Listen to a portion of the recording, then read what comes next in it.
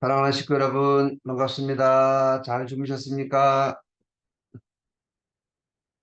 전일국 11년 전력 7월 12일, 양력 2023년 8월 27일, 거룩한 성일을 맞이해서 남양주 참사랑 가정교회 아침 훈독 정성 76일째를 시작하겠습니다.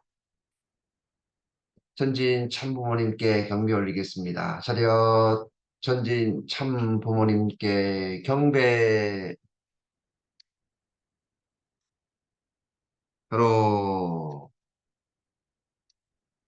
가정맹세 제청하겠습니다. 가정맹세 1. 전일국 주인 우리 가정은 참사랑을 중심하고 본향 땅을 찾아 본연의 창조 이상인 지상 천국과 천상 천국을 창건할 것을 맹세하나이다. 2. 전일국 주인 우리 가정은 참사랑을 중심하고 하늘 부모님과 참부모님을 모시어 전주의 대표적 가정이 되며 중심적 가정이 되어 가정에서는 효자, 국가에서는 종신, 세계에서는 성인, 천주에서는 성자의 가정의 도리를 완성할 것을 맹세하나이다. 3. 천일국 주인 우리 가정은 참사랑을 중심하고 4대 심정권과 3대 왕권과 황족권을 완성할 것을 맹세하나이다. 4. 천일국 주인 우리 가정은 참사랑을 중심하고 하늘 부모님의 창조 이상인 전주 대가족을 형성하여 자유와 평화와 통일과 행복의 세계를 완성할 것을 맹세하나이다. 5. 천일국 주인 우리 가정은 참사랑을 중심하고 매일 주체적 천상세계와 대상적 지상세계의 통일을 향해 전진적 발전을 촉진할 것을 맹세하나이다. 6. 천일국 주인 우리 가정은 참사랑을 중심하고 하늘 부모님과 참부모님의 대신 가정으로서 천을 움직이는 가정이 되어 하늘의 축복을 주변에 연결시키는 가정을 완성할 것을 맹세하나이다. 7. 천일국 주인 우리 가정은 참사랑을 중심하고 본연의 혈통과 연결된 위하는 생활을 통하여 심정문화 세계를 완성할 것을 맹세하나이다. 8. 천일국 주인 우리 가정은 참사랑을 중심하고 천일국 시대를 맞이하여 절대신앙, 절대사랑, 절대복종으로 신인의 일체 이상을 이루어 쌍천국과 천상천국의 예방권과 숙방권을 완성할 것을 맹세하나이다. 보고기도는 김희동 장로님께서 인도해 주시겠습니다.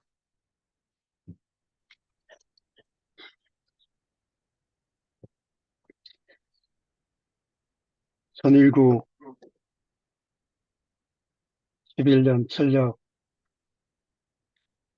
1월 12일 성일날을 맞이해서 저희 남양주 교회를 중심 삼고 하늘을 모시고 분독정성을 드리게 됨을 진심으로 감사드립니다. 하늘 부모님,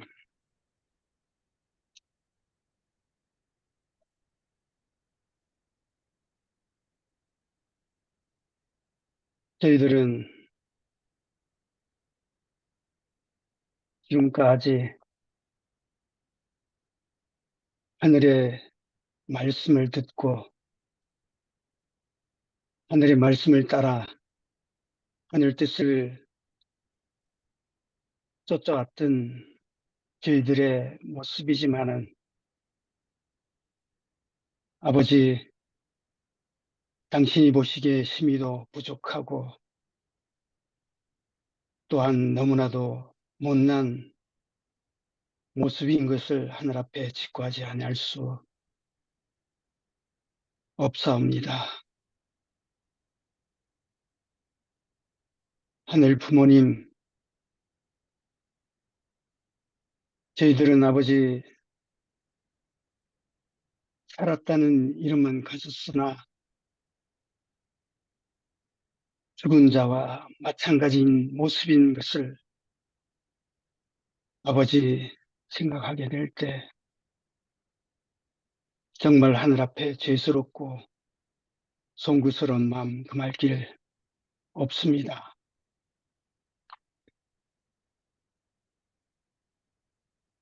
하늘 부모님, 저희들의 이 교회에서 드리는 이 훈독 정성을 통해서 아버지 저희들의 메말라 있던 심령과 죽어 있는 저희들의 모습들이 새롭게 태어나고 새롭게 부활되어질 수 있는 이한 시간이 될 수 있도록 아버지 인도하여 주시고 역사하여 주시고 함께 이끌어 주시옵기만을 간절히 바라옵고 원합니다. 아버지 저희들이 살아있지 아니하고는 아버지 세상 사람들을 살릴 수 없음을 저희들 너무나도 잘 알고 있습니다. 그러하오니 아버지 저희들 이제 정말 당신의 심정을 닮아서 아버지 당신의 그 창조 본연에 이루고자 하셨던 창조 목적의 세계를 아버지 저희들 개인으로부터 저희 가정으로 점점 그 범위를 넓혀 나갈 수 있는 저희들의 모습 되게 아버지 역사하여 주시옵기만을 간절히 바라고 원합니다. 아버지 저희들 말씀을 듣고 아버지 듣는 것만으로 끝나는 것이 아니라 그 말씀을 통해서 저희들 정말 새롭게 거듭나서 행동으로 실천할 수 있는 저희들의 모습이 되어져서 저희들의 아버지 가는 곳곳마다 하늘이 언제나 함께하고 하늘이 언제나 운행할 수 있는 그러한 저희들의 모습이 되어져서 정말 아버지가 저희들을 바라보고 정말 기뻐할 수 있는 저희들의 모습 되게 아버지 인도하여 주시옵기만을 간절히 바라고 원합니다. 아버지 오늘 이렇게 참 시작하는 시간이 오니 마치는 시간까지 하늘이 주관주장하여 주시고 이 한 시간도 정말 아버지와 하나가 되어지고 아버지를 닮아가는 저희들의 모습이 되게 인도하여 주시옵기만을 간절히 바라옵고 원할 때 이 모든 말씀 축복 중심 가정 김희동의 이름으로 보고하고 하였사옵나이다. 아주. 네, 은혜로운 보고 감사합니다. 고맙습니다. 오늘은 거룩한 성일입니다. 또 특별히 참 아버님 천주 성화 11주년 이제 5일을 남겨놓는 이제 주일입니다. 그 어느 때보다도 참 아버님 그립고 뵙고 싶은 그런 마음으로 우리 시부님들 특별 정성을 드리고 계실 줄 알고 있습니다. 어제는 우리 경기 북부권 송광석 협회장 순회 특별 집회가 있었는데요. 우리 남양주 교회 시부님들 정말 많이 참여해 주시고 그 어느 때보다도 아주 뜨거운 감동의 은혜의 시간이 었다고 생각이 되어집니다. 어제 우리 한윤아 권사님은 개인적으로 송광석 회장님 보고 사진도 찍으셨더라고요. 예, 우리 한윤아 권사님 들으셨어요? 네, 네. 감사합니다. 네, 어떻게 협회장님하고 사진 같이 찍었어요? 아, 네, 신기루 박사님께서 거기 같이 계셔가지고, 그래서 네, 그때 같이 찍자고 해서 네, 네, 네. 그러셨고, 네, 너무너무 감사합니다. 네, 네, 그렇습니다. 네. 저도 어제 거기 좀 늦게 참여했지만, 우리 김대열 부장님을 만나서 전에 8월 12일 날 참 어머님께 보고 드릴 때 사진을 어제 받았습니다. 그래서 너무 기뻤습니다. 예, 우리 한윤아 권사님 어제 있었던 이 감사의 소감을 한번 해보십시오. 권사님 갑자기 네, 제가 드려서 죄송합니다. 네, 들리시나요? 네, 잘 들립니다. 네, 아, 그, 어제도 그렇고, 그저께도 그렇고, 너무, 에, 은혜 많이 받았습니다. 그저께는 장 어머님께서 거기, 그, 정평 수련원에서 그, 백화점에 뭘 사러 오셨는데요. 그때 마침 우리가 거기 갔었어요. 그때 네, 마침 네. 나오시는데 우리가 시간이 맞춰가지고 또 어머님 가까이 뵐 수 있었고, 근데 딱 음, 우리 진공 구역 5명밖에 없었어요. 다른 네, 분이 안 계셔가지고 그것도 뭐 너무 은혜스럽고, 어제도 산만 가정 그거 집회가 있어가지고 그래서 거기도 참석할 수 있었고, 또 사진도 찍을 수 있었고, 예, 네, 또 감사합니다. 예, 너무너무 은혜스러운 이렇게 네, 많이 은혜 받았는데 뭐 해야 되겠다, 뭐 그런 결심도 많이 했습니다. 예, 감사합니다. 네, 네, 감사합니다. 어제 우리 한윤아 권사님이 사주신 막국수는 너무너무 맛있었습니다. 감사합니다. 아, 네. 별 말씀을요. 네. 오늘, 이금도 권사님, 들으셨어요? 네. 네. 네, 네. 감사합니다. 권사님, 네, 반갑습니다. 네, 안녕하십니까? 반갑습니다. 네. 난 네, 장로님 이름으로 돼 있어서 내가 깜짝 놀랐지만, 네. 네, 알고, 권사님, 요즘 네. 감사한 일 좀 워낙 많으니까, 예, 저는 권사님. 항상 감사하고요.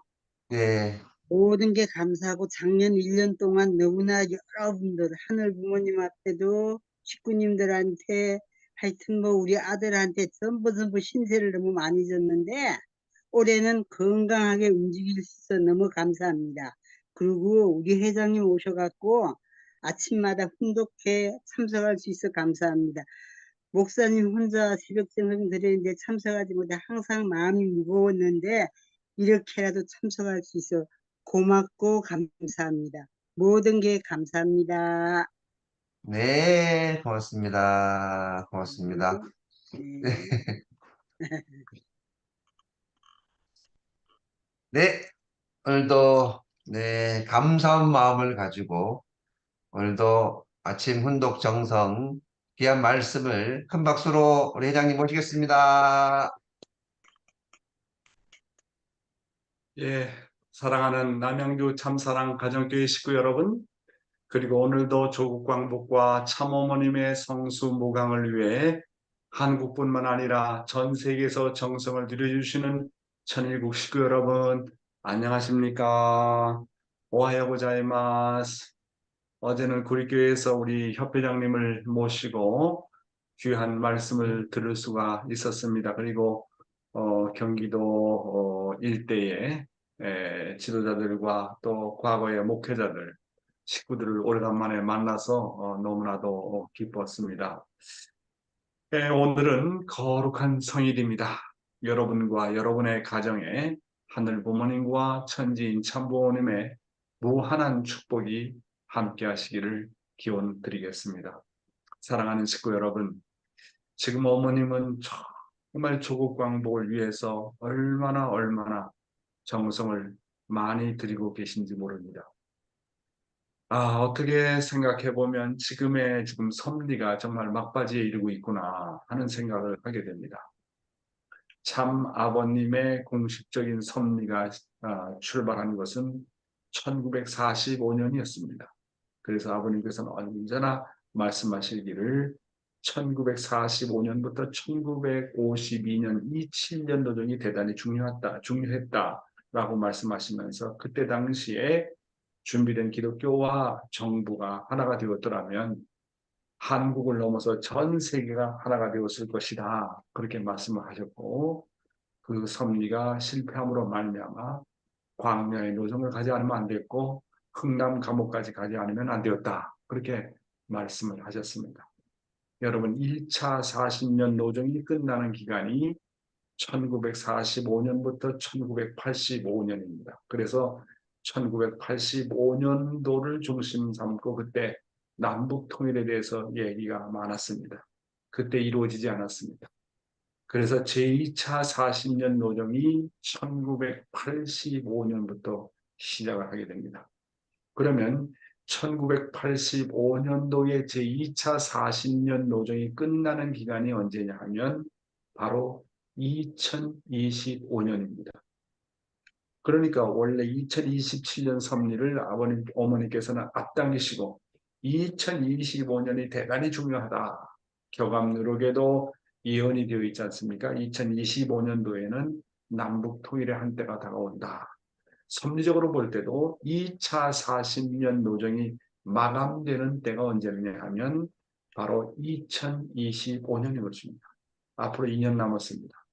이 2년 기간 동안에 이제 중국과 또한 소련을 중심 삼은 섭리가 급변하게 돌아가게 되고 더 이상 이제 북한을 컨트롤할 수 없는 환경 가운데로 접어들게 될 것입니다. 그렇게 되다 보면 남한과 북한이 자율적으로 통일될 수 있는 환경권이 조성이 되고 한국과 일본과 미국이 하나가 되어가지고 또한 모든 자유진영의 서포트를 받아가지고 정말 통일할 수 있는 그런 운세권이 찾아온다고 하는 것입니다. 그렇기 때문에 어머님은 섭리를 서두르고 계시는 거예요. 그래서 지금서부터 금년이 2023년 아닙니까? 2023년과 2024년, 4년, 금년과 내년, 또 2025년도의 그 중반이 지금서부터 2, 3년 기간이 대단히 중요합니다. 정말 내적으로도 어렵고 외적으로도 어려운 환경권이 지속될 것입니다.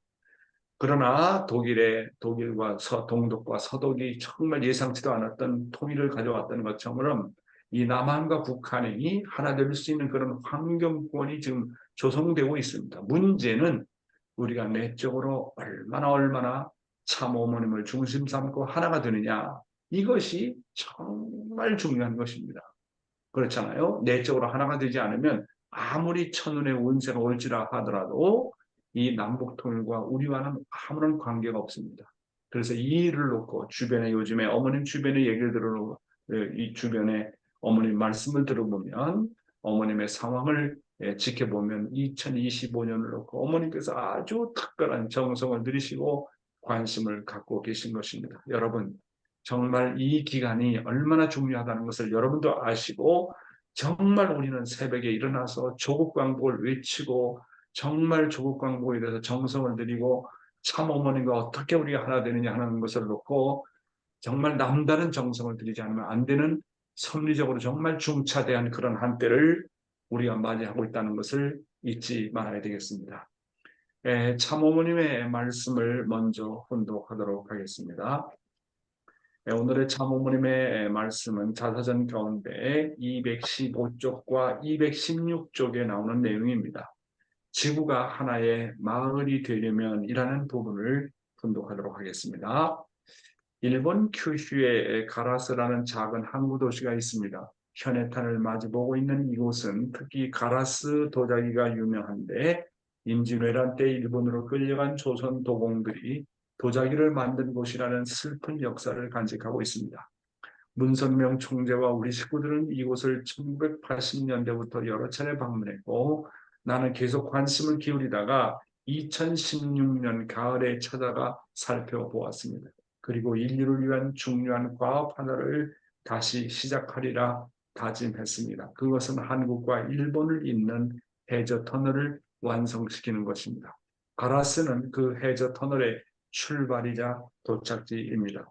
세계 지도를 들여다보면 오세아니아만 제해놓고 지구의 모든 땅을 하나로 연결시킬 수 있습니다. 그날이 오면 지구는 하나의 마을이 되어 모든 사람들 이웃처럼 오순도순 살아가게 됩니다.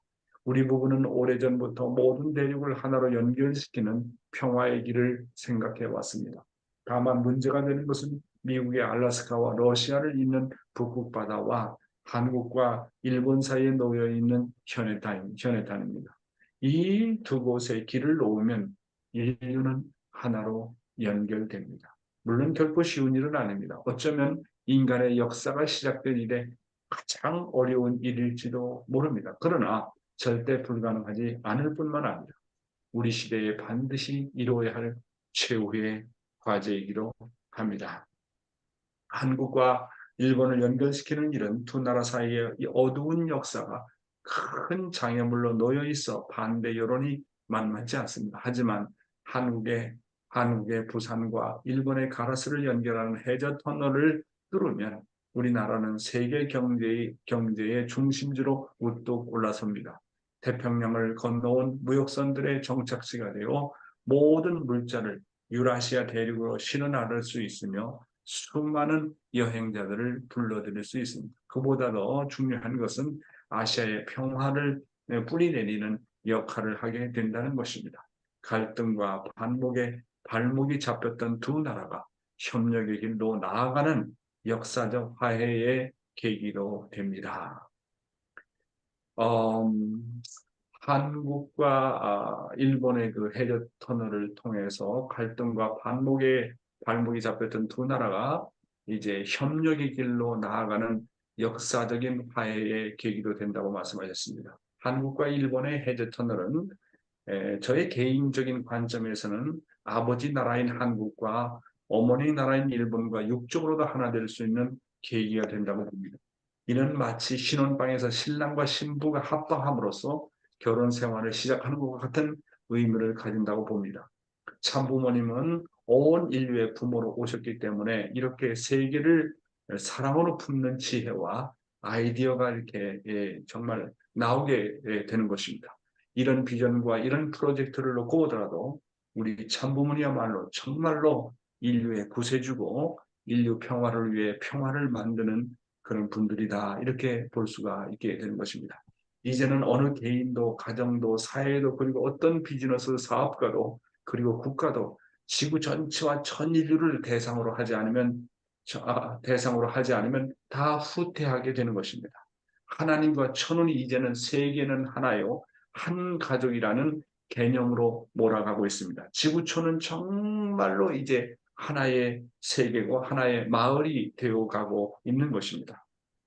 계속 읽어보겠습니다. 세계를 하나로 연결할 수 있는 세계의 평화 고속도로에 대해서는 이미 오래전인 1981년에 발표했습니다. 한일 해저 터널은 1986년 가라스에서 공사가 시작되었으나 이런저런 이유로 중단되었습니다. 나는 그 일을 내버려 두고서는 안 된다는 것을 잘 알기에 현장을 찾아갔습니다. 섬나라는 대륙을 그리워합니다. 일본과 한국이 하나 되어 한일 해저 터널을 만들고 남북이 하나 되면 그것이 유라시아를 거쳐 전 세계를 향하는 평화 고속도로로 이어질 수 있기를 기도했습니다. 현재 몇몇 강대국들이 자기네 나라의 이익만을 계산하는 것이 현실입니다. 영국과 프랑스는 100년 전쟁을 치렀지만 서로 손잡고 도보 해협의 유로 터널을 만들었습니다. 한국과 일본도 진정한 용서와 화해로 마음을 연다면 우리 시대의 한일 해저 터널을 만들 수 있습니다. 우리는 30년 동안 그 일을 준비해 왔습니다. 이제는 우리 모두가 마음을 활짝 열고 미래를 갖고 가야 됩니다. 내일 아침 훈독회에서 한국과 일본 간의 해저 터널과 세계 평화 고속도로에 대해서 좀 더 구체적으로 언급을 하도록 하겠습니다. 천일국 시대의 신앙생활, 오늘도 참 정말 깊은 말씀의 내용이 되겠습니다. 염려할 줄 아는 사람이 되라. 염려하지 말라, 염려하지 말라, 걱정하지 말라, 걱정하지 말라. 우리가 이렇게 늘 말씀을 들어왔는데 이제 반대로 아버님께서는 염려할 줄 아는 사람이 되라. 그럼 무엇을 놓고 염려할 줄 아는 사람이 되라. 그런 내용을 가지고 한번 살펴보도록 하겠습니다. 이제 여러분은 하나님의 서러운 심정을 채우라고 예수 그리스도의 서러운 심정을 채우해야 되겠습니다. 그래서 채우란 서러운 심정을 갖고 하늘을 염려할 줄 아는 사람이 되어야 되겠습니다. 그런데 여러분은 자기 일신을 중심 삼고 서러워하는 서러움은 가졌지만 천상의 인연을 대신하고 우리들이 소생할 수 있으며 복귀의 노정을 개척할 수 있는 서러움은 아직까지 갖지 못하고 있습니다. 그렇기 때문에 여러분이 세상적인 자기 개체의 모든 서러움을 다 포기하고 천상의 서러움과 하나님의 서러움을 느끼면서 눈물 짓는 시간을 갖는다면 여러분에게서부터 새로운 소망이 출발이 있을 것입니다. 어떻게 된다고요? 만약에 여러분 개체의 모든 서러움을 포기하고 잊어버리고 하늘의 서러움을 느끼고 하늘의 서러움을 향해서 눈물 짓는 시간을 갖는다면 여기서부터 뭐가 출발한다고요? 새로운 소망이 출발한다고 말씀하셨습니다. 자, 그래서요, 아버님 말씀이 뭐라고 했습니까? 염려할 줄 아는 사람이 되자. 염려할 줄 아는 참 사람이 되라. 나를 놓고 염려하지 말고 내 가정을 놓고 염려하지 말고 하늘의 사정을 놓고 하늘의 심정을 놓고 하늘의 소원을 놓고 염려할 줄 아는 사람이 되라고 하는 말씀인 것입니다. 그래서 하늘 부모님의 효자가 되려면 제일 먼저 해야 될 일이 뭐냐? 먼저는 하나님의 서러운 심정을 채우라고 걱정하라고 하는 것입니다. 그래서 하나님의 심정을 채우라고 하나님의 심정을 채우라는 걸 놓고 아버님의 말씀을 쭉 연구해 보니까 아버님은 뭐라고 말씀하셨느냐 하면 아담 가정을 놓고 많이 기도해 보라는 거예요. 아담 가정에서 하나님의 한이 맺혔고 아담 가정을 통해서 하나님이 서러움을 느끼고 아담 가정을 통해서 당신이 느꼈던 그 고통과 그 고뇌의 심정을 알라는 거예요. 그래서 아담 가정을 놓고 많이 기도하고 명상하라는 거예요. 아담 가정이 기도의 주제가 되라고 하는 겁니다. 아담 가정이 기도의 주제가 되면 반드시 거기서 연결되는 것은 뭐냐면 하나님의 서러운 심정과 하나님의 한과 하나님의 고통이 연결되는 것입니다. 따라서 아담 가정을 놓고 아담 가정을 대하기 하나님께서 아담 가정을 대할 때 그 소원, 그 소망, 당신이 그 품었던 그 꿈을 놓고 생각해보고 아담 가정이 타락함으로 말미암아 하나님과 멀어졌기 때문에 거기서 하나님께서 느꼈던 그 고통의 심정, 서러움의 심정을 알라는 것입니다. 그냥 아담 가정은 태초의 가정이라고 생각하지 말고 아담 가정이 내 생활에 있어서의 주제가 되라는 거예요. 그 아담 가정을 놓고 아담의 입장을 생각해보고 해와의 입장을 생각해보고 천사장의 입장을 생각해보고 그 다음에 장자였던 가인이 아벨을 때려 죽이는 그런 사건을 놓고 한번 생각해보라는 겁니다. 그래서 아담 가정을 생각하면 생각할수록 여기서 하나님의 심정과 연결이 되고 하나님의 심정을 채우라는 그런 단계까지 나가게 된다고 하는 것이 아버님이 우리에게 주는 어드바이스입니다. 다음은 아담의 후아담으로서 이 땅에 오신 예수의 서러운 심정을 채우라고 걱정하라는 겁니다. 아버님은 예수의 심정과 소원을 상속받기 위해서 아버님의 초창기의 말씀을 보면요. 50년대, 60년대, 70년대 초까지 아버님의 말씀을 보면 주로 예수님의 서러운 사정을 놓고 통곡합니다. 예수님의 그 서러운 사정을 통곡하시면서 제가 볼 때는 그것이 바로 예수의 그런 서러운 사정과 심정이 바로 참 아버님의 서러운 사정과 심정이었다는 것을 알게 됩니다. 참 아버님의 초창기 시절의 말씀을 연구해 보면 참 예수님의 그 깊은 심정의 세계를 다루었습니다. 예수님의 심정의 세계를 다루는 것은 그 예수님의 노정이 바로 참 아버님의 노정이었다고 하는 것을 우리는 알 수가 있는 것입니다. 그래서요, 아버님은 초창기에 그렇게 예수님의 노정을 많이 다루면서 예수의 심정을 상속받으셨습니다. 아버님 이상 예수님을 놓고 울어준 사람이 없어요. 아버님 이상 예수님을 위해서 눈물 흘린 사람은 없어요. 그러니까 아버님은 완전히 예수의 한과 서러움과 심정과 꿈을 상속받았습니다. 그래서 참 아버님의 그 초창기의 말씀을 보면서 야, 아버님이 정말 대단하다. 메시아로 오셨던 예수의 사정과 꿈과 심정을 상속받기 위해서 이렇게도 처절한 길을 가셨고 이렇게도 예수를 붙들고 울고 통곡하고 예수의 심정을 위로했구나. 이게 상속의 방법입니다. 여러분, 그런 걸 놓고 보면 우리가 참부모님이 가신 길을 상속받으려면 어떻게 해야 될까요? 비판하면 안 돼요.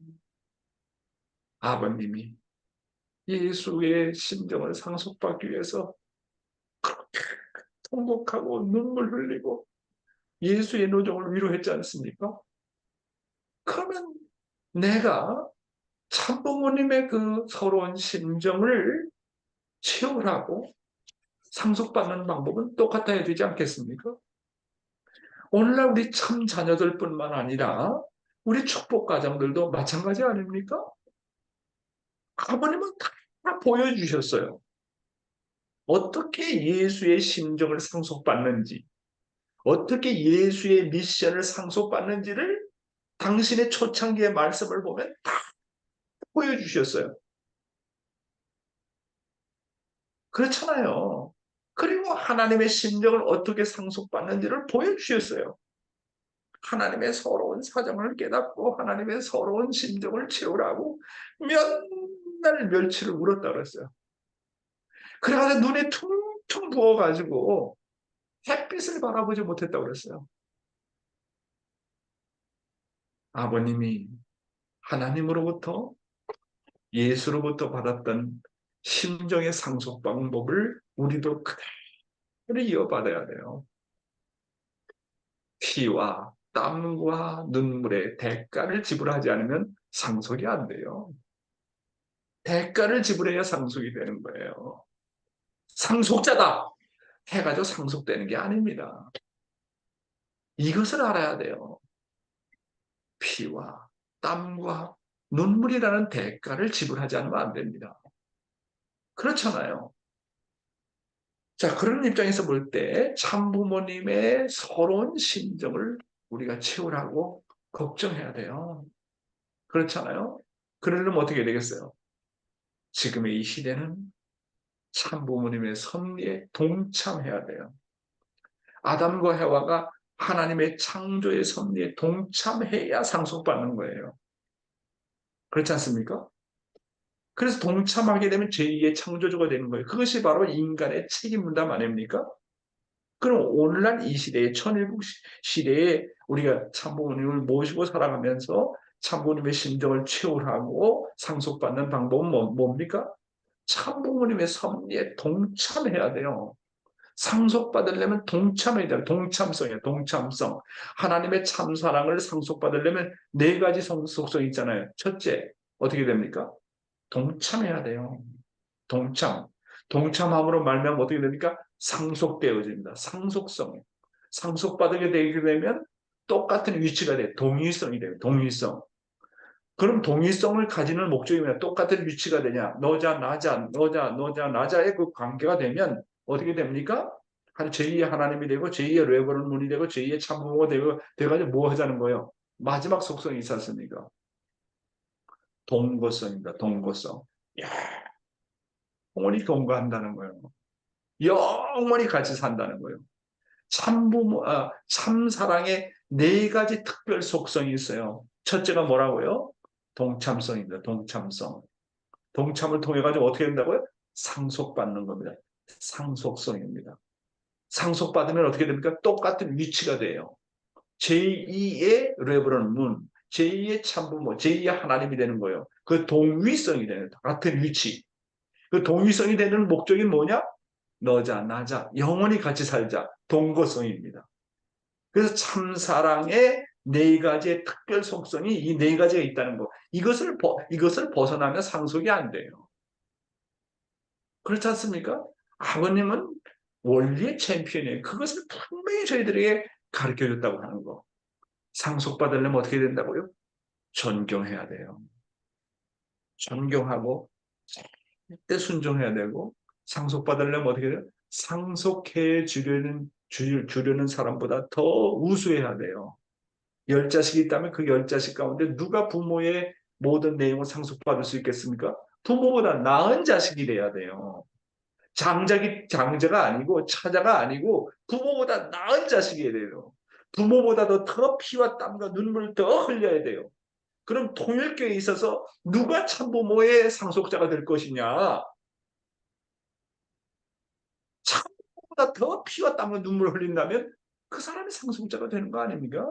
그래서 아버님 뭐라고 그랬어요? 통일교의 축복 가정 가운데 단 한 가정, 축복 가정 한 가정이라도 나이상 피와 땀과 눈물을 흘린다고 하는 가정이 단 한 가정만 나온다 할지라도 통일교는 영원히 멸망하지 않는다 그랬어요.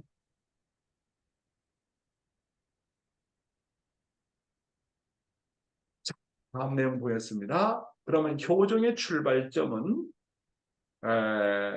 하늘 부모님의 심정을 걱정하는 데서부터 시작이 된다는 거예요. 효자는요, 부모의 걱정을 맡은 자입니다. 내가 하나님의 걱정을 맡으면 나의 걱정거리는 아무것도 아니라는 것을 깨닫게 됩니다.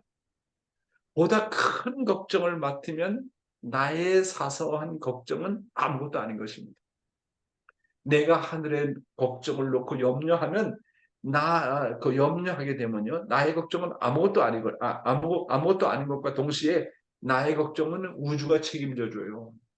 그러니까 효자는 부모만 아는 거예요. 부모를 위해서 태어나고 부모를 위해서 살고 부모를 위해서 죽고 부모가 부족하면 그 부족한 점을 책임지려고 하지 그 부모를 비판하지 않아요. 눈물을 흘리는 거예요. 부모를 비판하는 자식은 잘 되는 자식이 없어요. 망해요. 부족한 점이 있다고 한다면 물론 우리 참부모님은 그런 점이 없지만 설령 내 육신의 부모를 놓고 보더라도 부족한 점이 있다면 효자는요, 그 부족한 점을 책임지려고 하고 눈물을 흘리는 거예요. 먼저 원리와 참부모님의 말씀을 통해서 하나님의 사정과 심정과 소원을 알고 많은 기도와 명상을 해야 되는 것입니다. 그리고요, 하나님의 심정을 채우라는 길 중에 하나는 나에게 찾아오는 고난과 시련을 내 것으로 생각하지 말라는 거예요. 나에게 찾아오는 고난과 시련은 하나님의 고난과 시련을 알게 하기 위해서 주는 것이라고 생각하라는 거예요. 따라서 나에게 찾아오는 고난과 시련을 하늘 것으로 취급하라는 거예요. 죄가 뭐냐? 나에게 찾아오는 고난과 시련을 내 것으로 취급하는 게 죄입니다. 자기를 자기 것으로 생각하는 게 죄라니까요. 그래서 또 하나의 치유라는 방법은 이웃과 더불어서 성경이 뭐라 그랬어요? 우는 자와 같이 울고 기뻐하는 자와 같이 기뻐하라. 우는 자와 같이 울고 기뻐하는 자와 같이 기뻐하면서 하나님의 서러움과 고통을 발견하라는 것입니다. 이웃의 고통을 보면서 이웃의 서러움을 보면서 나라의 미래를 놓고 걱정하면서 나라의 현실을 놓고 걱정하면서 거기서 하나님의 서러움이 이렇구나 하나님의 걱정이 이렇구나 거기에서 그냥 남의 사정으로 보지 말라는 거예요. 그건 정부가 해야 될 책임이라고 생각하지 말라는 거예요. 우는 자와 같이 울고 기뻐하는 자와 같이 기뻐하면서 그 속에서 하나님의 서러움과 고통을 발견하라고 하는 것입니다. 하나님의 하늘의 서러움을 채우라고 걱정하는 데서부터 조금 전에 아버님 뭐라 했습니까? 나의 마음이 다시 소생한다 그랬어요. 야, 이게 놀라운 말씀 아닙니까? 그래서요, 내가 하나님을 걱정하면 뭐라고요? 내 영인체가 소생한대요. 내가 하나님을 놓고 걱정하면 소망이 생긴대요. 내가 하나님을 걱정하는데 하나님의 사정과 심정을 채우려 놓고 걱정하는데 내가 죄를 저지를 수 있습니까? 하나님을 걱정하고 참부님을 걱정하고 세계와 나라와 이웃을 놓고 걱정하는데 내 걱정이 들어옵니까? 내 걱정은 아무것도 아니라는 거예요. 내 걱정이 들어온다는 것은 자기 중심이라는 것이고, 내 걱정이 들어온다는 것은 아직까지도 하나님의 걱정을 모르고 참부모의 걱정을 모르고 세계와 나라와 이웃의 걱정을 아직까지 모른다는 거예요. 그러니까 내 걱정이 앞서는 거예요. 하늘에는 사정을 놓고 걱정하면 내 걱정은 쑥 들어간다는 거예요. 내 걱정은 해결된다는 겁니다. 개인의 완성, 가정의 완성, 나라의 복귀도 놀라운 말씀입니다. 하늘의 서러움을 채우라고 걱정하는 데서부터 시작된다는 거예요. 그 효자 아닙니까? 그러니까 뭐 이 얘기는 다른 말로 얘기하면 내가 하나님의 걱정을 맡으면서 점점 어떻게 된다고요? 철이 들어간다. 내가 성숙되어진다는 거 아닙니까? 그런 자식은 처음엔 몰라요. 부모가 어떻게 고생을 했는지. 그러나 나이가 들어감에 따라서 자기가 고생을 해보면서 자기 자식을 길러보면서 내 부모가 이렇게 고생했고 이렇게 희생했고 나를 위해서 눈물을 흘렸다. 철이 들어가지 않습니까? 그러니까 내가 하나님의 걱정을 맡으면서 점점 철이 들어가는 거예요. 다음으로는 자식으로서 하늘을 진정으로 염려해라. 그리고 염려하는 것뿐만 아니라 그런 하늘을 놓고 어떻게 하라고요? 위로하라는 겁니다. 위로하라. 신앙노정은 자식이 부모를 염려하면서 철이 들어가는 노정입니다. 뭐라고요?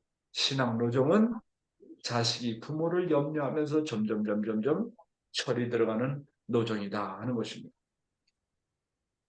복귀 노정은 간단하게 한마디로 이야기하면 심정 복귀입니다. 그렇잖아요? 그래서 소생급에서는 믿음의 길에서는 뭐라고요? 말씀 복귀. 실체 길에서는 인격 복귀. 그러니까 말씀 복귀, 인격 복귀의 단계에서 머물러서는 안 된다는 거예요. 한 단계 들어가가지고 심정을 복귀하는 단계까지 나가야 된다. 무슨 심정? 하나님의 심정입니다. 하나님의 심정을 복귀하는 단계까지 나가서 철들어야 된다는 거예요. 그래서 하나님의 심정을 복귀하는 단계까지 가게 되면 모든 것이 다 따라오게 되고 만물을 주관할 수 있는 주인공의 자격까지 획득하게 되는 것입니다. 하나님의 서러운 심정을 채우려면 어떤 결과를 가져오게 되는가? 방금 아버님 말씀을 우리가 읽었잖아요. 중요한 겁니다. 하나님의 서러운 심정을 채우려면 어떤 결과를 가져오게 되는가? 여기에서는 상상할 수 없는 새로운 소망과 힘이 생긴다는 거예요. 내가 아버지 서러움을 책임져야 되겠구나. 어떤 절망의 상황에서라도 내가 내 아버지를 책임져야 되겠구나. 아버지의 꿈이 내 꿈이 되겠구나 하면서 그런 소망과 힘이 생긴다는 거예요. 그리고 하늘을 위로하고자 하는 아주 강력한 누구도 못 말리는 효정의 힘이 나온다는 거예요. 이게 아버님이 체육해가지고 발표하신 내용 아닙니까? 이게 놀라운 거 아닙니까? 그래서 모든 것이 자기 부정으로만 끝나서는 안 돼요. 자기 부정이 뭡니까? 나는 나가 아니다. 나는 하나님의 것이다. 나는 참부모의 것이다. 거기서 끝나서 되서는 안 되는. 나를 하나님 것으로 취급하는 것, 그 단계만 끝나는 게 아니라 다음 단계는 내가 나를 부정하는 것은 뭐냐면 나를 하나님 것으로 취급해가지고 다음 단계는 하나님의 심정까지도 채울하자는 거예요. 자기를 부정하는 차원을 넘어서 결국은 하나님의 심정을 아는 단계까지 나가라고 하는 것입니다. 그래서 내가 하나님의 십자가를 염려하고 책임지려고 할 때 세계와 인류를 책임져야 된다고 하는 주인의식과 더불어서 만민을 품고자 하는 부모의 심정이 생긴다고 하는 것입니다. 야, 저도 아버님의 말씀을 그대로 전달하지만 놀라운 말씀입니다. 이것은 최고의 가르침입니다. 이거 이상의 가르침이 없어요. 아버님이 당신이 체휼했으니까 우리에게 이런 간증을 하는 거 아니겠습니까? 다음 아버님 말씀 보겠습니다. 하나님을 대신해서 서러워하지 못하는 개인과 단체는 망한다. 와우. 하나님의 서러움을 붙들고 남모르는 눈물을 지으며 만민을 대신해서 그 서러움을 해원할 수 있는 하나의 참 사람이 있다 할진대 그 사람이 있는 곳을 중심하고 땅의 운세가 움직인다는 것을 여러분 알아야 되겠습니다. 이제 하나님을 대신해서 서러워하지 못하는 민족은 망하게 됩니다. 하늘을 대신해서 서러워하지 못하는 교회, 가정, 사회, 국가는 망한다는 것입니다. 이 나라도 상하가 1차의 위정자로부터 일반 백성에 이르기까지 천륜의 재단을 붙들고 눈물 지으며 서러워하는 민족이 되었던들 오늘날과 같이 되지는 않았을 것입니다. 이제 우리들이 새로이 각성할 때가 되었다는 것입니다.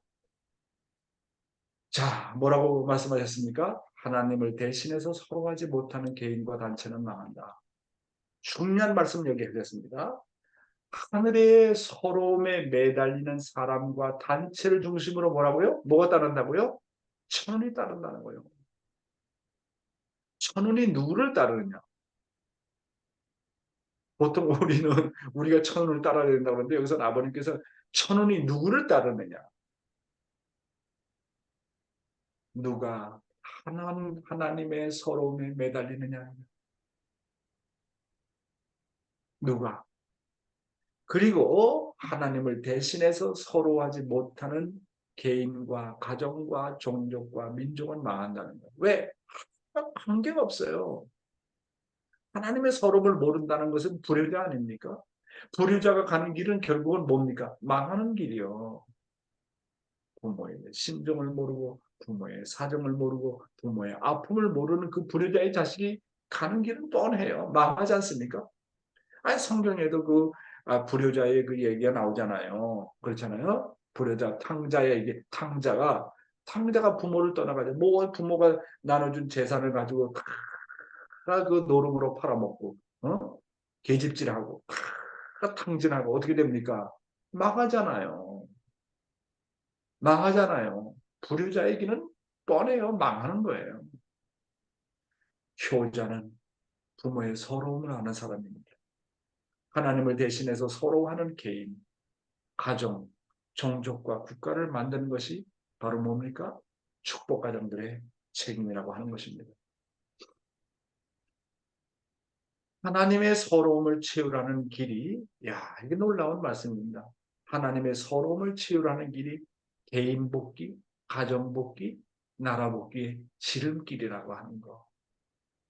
하나님의 서러움을 채우란 사람이 죄를 저지를 수 있어요? 죄를 안 저지니까 개인 완성이 되는 거 아닙니까?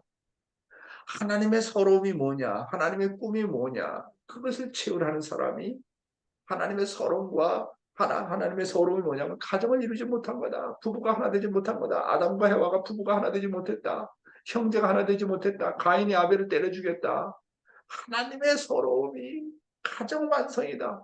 그런 것을 채우란 그런 하나님의 서러움을 채우란 사람이 가정 복귀 못하겠습니까? 하나님의 서울이 하나의 주권과 백성과 나라를 찾아 세우는 길이라. 그런 하나님의 서러움을 채우란 사람이 나라 복귀 못하겠습니까? 그러니까 말씀이 여기서 많은 말씀이요. 하나님의 서러움을 채우라는 길이 개인 복귀, 가정 복귀, 나라 복귀의 지름길이라고 하는 거. 하나님의 서러움을 외면하는 개인과 가정과 국가가 어떻게 흥하겠는가? 불효자는 부모의 서러움을 모르게 망하는 것입니다. 그래서 이 나라, 이 민족이 하나님의 서러움을 아느냐? 하나님의 서러움을 모르기 때문에 다른 길로 가지 않습니까? 오늘 2세와 3세가 흥하는 길로 갑니까? 망하는 길로 갑니까? 내 자식이, 내 아들과 딸이, 나의 손자가 축복과 2세와 3세가 하늘의 서러움을 모른다. 그럼 세상 쫓아가는 거예요. 망하는 길을 가는 거예요. 여러분의 자식이. 그래서 이런 점을 놓고 참 회개하는 거예요, 저도. 네, 자식이 얼마나 하나님의 서러움을 아는가? 얼마나 하나님의 아픔을 아는가? 그럼 효자 됩니다. 신앙은 한다 하지만 아침마다 훈독회는 참석하지만 과연 이런 내적인 하나님의 서러움을 얼마나 아는 내 자식인가? 축복자녀인가? 따라서 그 어느 누구나 가정도 하나님의 서러움을 외면하면 그 가정에 고통과 고난이 찾아옵니다. 인간에게 찾아오는 고통과 고난이 여러 가지 의미가 있지만 그 중에 하나의 이유는 아직까지도 하나님의 서러움을 모르기 때문에 그런 것입니다. 그렇죠, 여러분? 야, 이런 이런 내적인 가르침을 우리가 불교에 가서 배우겠습니까? 어느 기독교에 가서 배우겠습니까? 세상 어느 단체에서 배우겠습니까? 이런 사실 하나 놓고 보더라도 아버님과 어머님은 메시아입니다. 참부모입니다. 하나님의 서러움을 가르쳐주는 종교가 있다면 그 종교는 마지막 종교입니다. 하나님의 서러움을 가르치는 사람이 있다면 그는 메시아입니다. 참부모. 우리는 위대한 스승을 둔 것입니다. 자, 오늘의 생명의 말씀은 무엇일까요? 또 중요한 과제입니다. 나에게 가장 가까운 식구가 원수가 될 때, 남편 앞에는 아내, 아내 앞에는 남편, 부모 앞에는 자식, 자식 앞에는 부모. 그렇죠? 나에게 가장 가까운 식구가 원수가 될 때, 스승 앞에는 제자, 제자 앞에는 스승. 어떻게 될까? 어떻게 해야 되는가요? 이거 중요한 거 아닙니까? 자, 이 내용을 놓고 좀 한번 생각해 봅시다요. 나에게 가장 가까운 식구가 원수가 될 때 어떻게 해야 되는가? 베드로가요. 베드로가 예수님 앞에 원수가 되었을 때 예수님 어떻게 하셨습니까? 세 제자가 하나 되지 못하고 오히려 예수 앞에 걸림돌이 되고 원수가 되었을 때 예수님은 십자가에 나갈 준비를 하셨습니다. 함께 뜯기를 가던 사람이 원수가 되면 자신을 십자가에 못 박는 수밖에 없어요. 그런 자리에서 싸우거나 누가 그른가 옳은가 하는 경우를 따질 수가 없습니다. 내가 어떻게 됐습니까? 믿음의 기반을 잃어버렸을 때 예수가 세례 요한을 통해서 나가야 되는 세례 요한이 배반했을 때 어떻게 됐습니까? 예수가 광야로 나갔습니다. 처참한 자리에 광야에 나가서 나는 죽고자 합니다 하면서 40일 금식을 하지 않았습니까? 그래서요. 정말 믿어야 될 대상이 배반했을 때 내가 믿음의 기반을 잃어버렸을 때는 내 자신이 죽는 수밖에 없다고 하는 겁니다. 이런 자리에서 제일 중요한 것은 뭐냐면 내 자신을 부정하는 겁니다. 마음이 하나가 안 되어 싸우게 되면 자신이 십자가를 지고 죽는 자리까지 들어가지 않으면 안 된다고 하는 거예요. 왜 그러냐? 신앙은요. 자연 굴복이어야 합니다. 예수님은 자신을 십자가에 내줌으로써 제자들을 자연 굴복시켰어요. 자신을 희생함으로 말미암아 도망갔던 제자들, 배신했던 제자들 다 불러들였어요. 이것밖에 없어요. 신앙은요, 자연 굴복입니다. 말로 해가지고 되는 게 아니야. 따져가지고 되는 게 아니야. 너가 옳으냐, 내가 옳으냐. 부부간에도 너가 옳으냐, 내가 옳으냐. 설령 이론적으로 내가 상대방을 이겼다 할지라도 심정적으로 굴복이 안 되면 의미가 없어요. 그러니까 싸워가지고는 의미가 없다니까요. 누가 옳다 그런다고 판명이 났어도 그거 가지고 항복되는 게 아니라니까요. 왜? 신앙은요. 자연 굴복이기 때문에. 자연 굴복시키려면 그럼 어떻게 해야 됩니까? 오직 한 가지 방법이요. 섬겨야 되고 섬김으로써 어떻게 됩니까? 감동을 줘야 돼요. 감동 주지 않으면 자연굴복 안 돼요. 따라서 신앙은 자연굴복인데 자연굴복이란 말은 상대에게 감동을 줘라 해요. 감동을 줄 때만이 자연굴복이 되는 거예요. 그다음 적당히 섬겨가지고 되는 게 아니라는 거예요. 정말로 사탄도 앞발 뒷발 다 들어야 되는 거예요. 예수가 십자가에 못 박혀 죽으면서 원수를 향해서 목을 빌 때 사탄이 고백한 거예요. 뭡니까? 역시 당신은 하나님의 아들이다. 사탄이가 완전히 자연굴복하지 않았습니까? 오른편 강도가 완전히 자연굴복하지 않았습니까? 따라서 신앙은 자연굴복이고 신앙은 감동입니다. 감동. 감동받지 않으면 자연굴복이 안 돼요. 그냥 섬기고 모시는 것으로 끝나는 것이 아니라 감동시키는 단계까지 나가야 된다는 겁니다. 그래서요, 생활 가운데서 제일 가까운 사람이 누구냐? 부부입니다. 부부. 그렇죠? 그러면 부부끼리 살면서 부대낄 때가 많잖아요.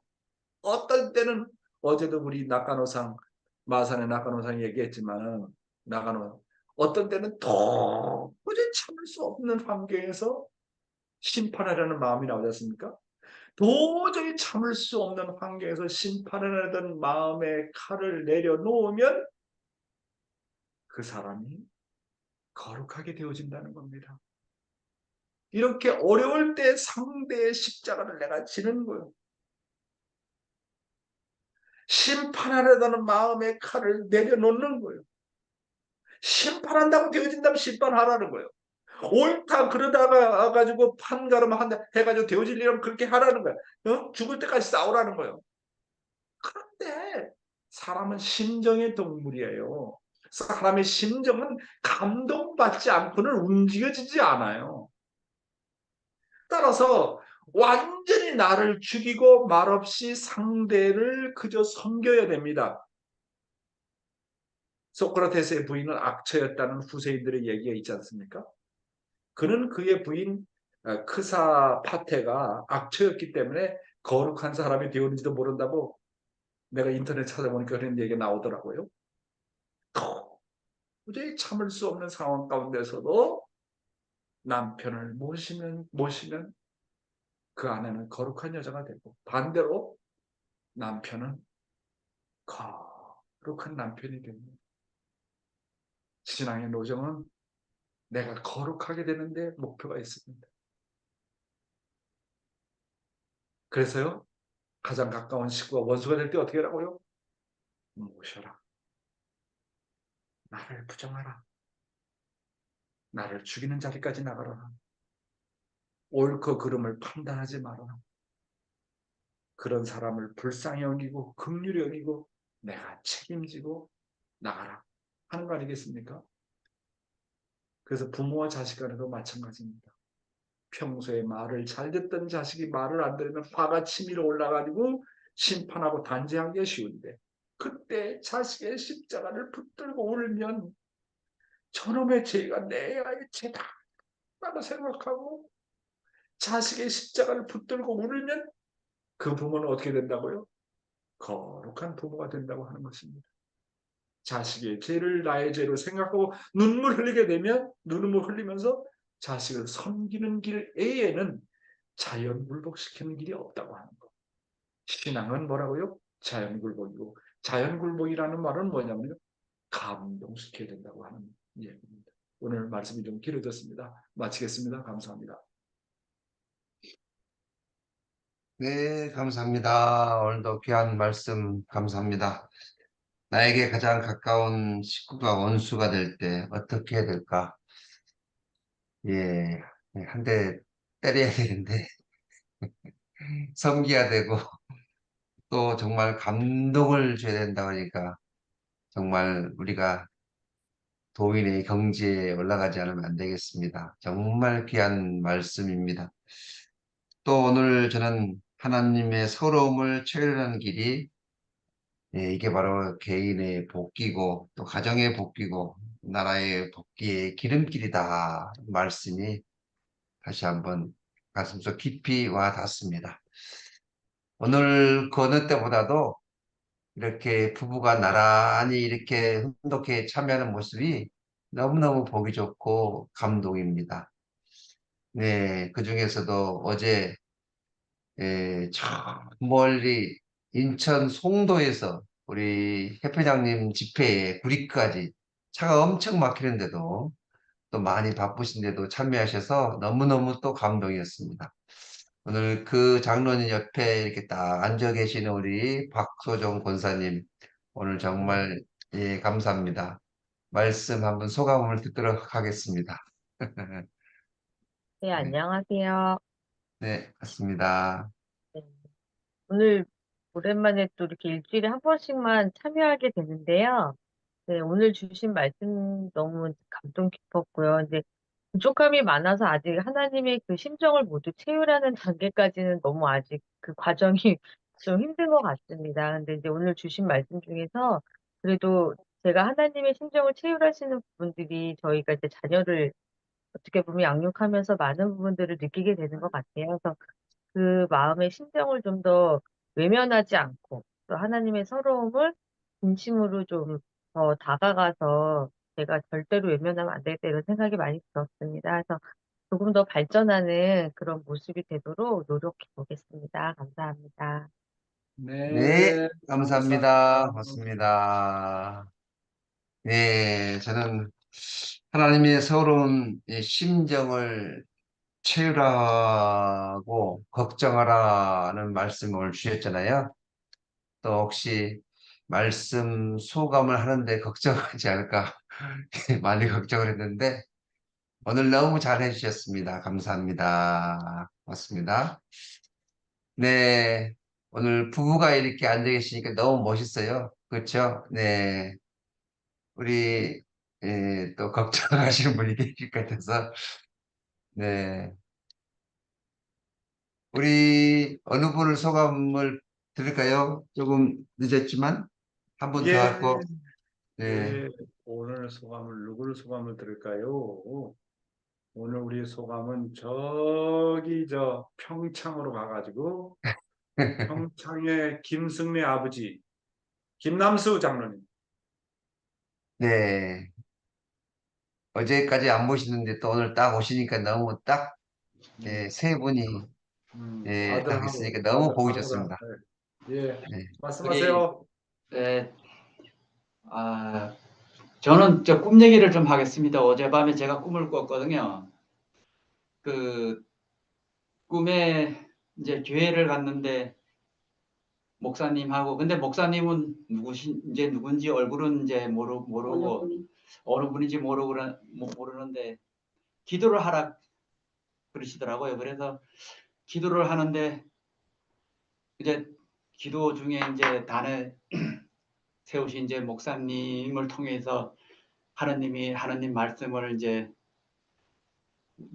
저희들에게 이제 주시는 그 하나님의 그 심정을 이렇게 하는데 얼마나 눈물이 나는지 하나님이 단에 세우신 목사님을 통해서 말씀과 사랑을 이렇게 주시는구나 하는 게 눈물이 그려나가지고 막 울으니까 목사님도 같이 울고 꿈에 막 그랬거든요. 깨어나니까 얼마나 마음이 안 좋은지 그런데 오늘 이 회장님의 말씀을 들으니까 그 심정이 이렇구나 하는 생각을 들었어요.